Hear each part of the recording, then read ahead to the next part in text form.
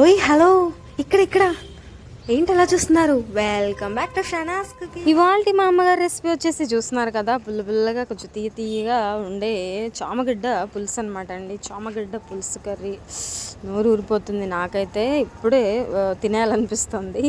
చూస్తున్నారు కదా, మరి మీకేమనిపిస్తుందో కామెంట్ చేసి నాకు చెప్పండి. సో కొత్తగా చూసే వాళ్ళు మన ఛానల్ సబ్స్క్రైబ్ చేసుకోండి, బెల్ ఐకాన్ కూడా ప్రెస్ చేయండి.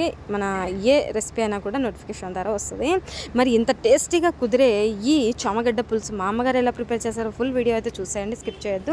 ఫస్ట్ ఆఫ్ ఆల్ అయితే మనం ఇక్కడ 1/2 kg వరకు చామగడ్డ అయితే తీసుకున్నాము. అది బాగా 1-2 సార్లు అయితే కడుక్కొని మనము విజిల్ కుక్కర్ తీసుకొని విజిల్ కుక్కర్ అయితే పెట్టేసేయాలి. 2 సార్లు అనమాట, 2 విజిల్స్ అయితే రానివ్వాలి. దాని తర్వాత చల్లారనిచ్చుకోండి. ఫస్ట్ మనం ఒక మిక్సీ జార్ తీసేసుకొని దాని తర్వాత ఆనియన్స్ అయితే ఒక 2 కట్ చేసుకోవాలి ఈ విధంగా.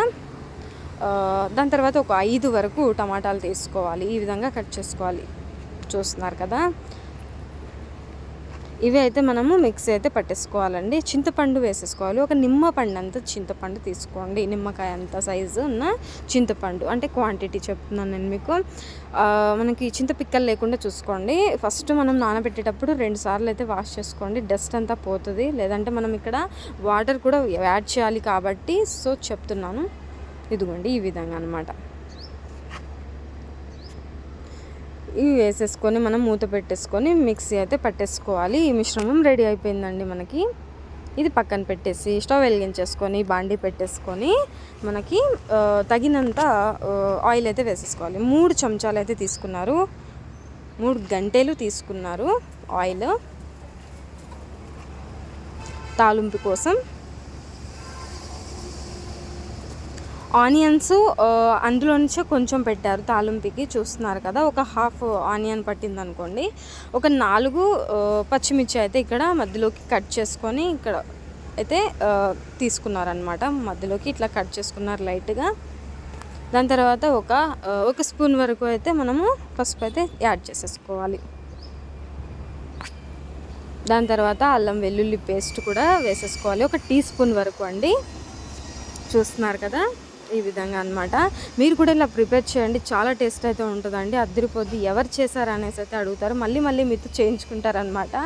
సో చామగడ్డ పులుసు అయితే అంత బాగుంటుంది టేస్ట్.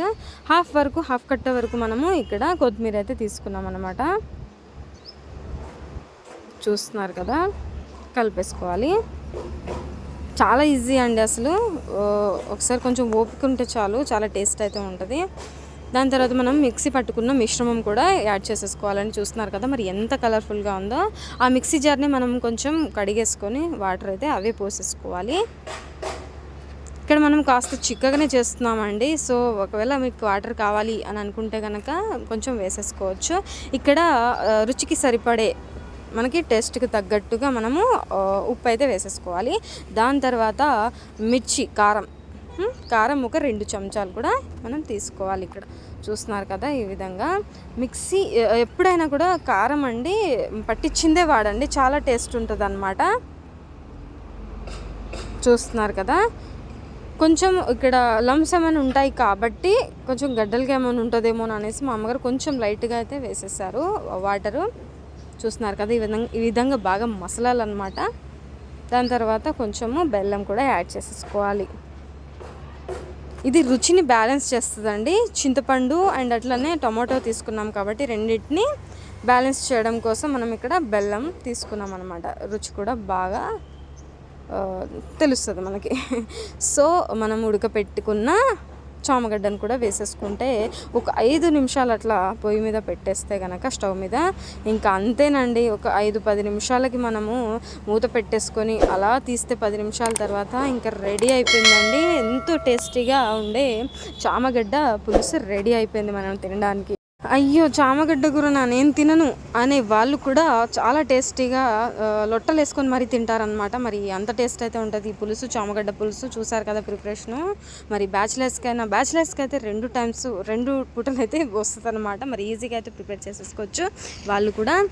సో చాలా టేస్ట్ అయితే ఉంటుందండి. మరి మీ ఫ్రెండ్స్కి, మీ ఫ్యామిలీకి, మీ అతిథులకి ఎవరికైనా సరే పెట్టేసేయండి. మరి ఎంతో టేస్టీగా ఉండే చామగడ్డ పులుసు రెడీ కదా. మరి సర్వ్ అయితే చేసేసుకోవచ్చు. రైస్ వేడి వేడి అన్నంలో అండ్ అట్లనే చపాతీ రోటీలకి సూపర్ ఉంటుంది కాంబినేషన్. మరి మీకు మా చామగడ్డ కూర, మా అమ్మగారు చేసిన చామగడ్డ కూర ఎలా అనిపించిందో, పులుసు కూర కామెంట్ రూపంలో నాకు తెలియజేయండి.